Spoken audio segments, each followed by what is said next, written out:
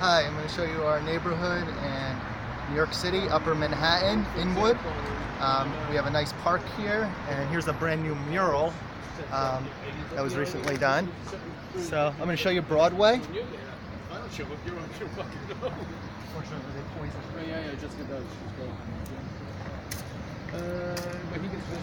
So this is Broadway. The A train, subway, and the 1 train are nearby. So it's easily accessible to a lot of different areas. Just north of here is the Bronx. And downtown. Down that way, and there's Fort Tryon Park, not far from there. So, see the little street pigeons I like to feed. How you doing? You hungry or anything? I'm taking too much. It's like a vegan flip flops. Oh, you're vegan? Oh, good for you. We're vegan flip flops.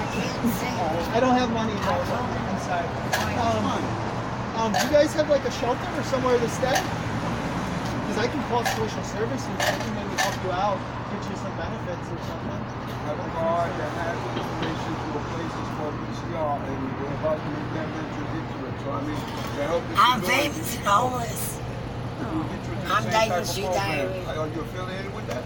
No, I just know some people have connections. You know, no, that's cool. I've seen you here a couple That would days. be great. I've seen you here a couple days. Yeah. Okay. What's your name? Boy, I'm Casey, sorry. nice to meet you. Not a Casey. problem. Take it easy. Take it easy.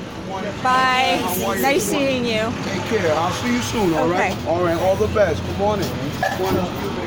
There's a Subway station.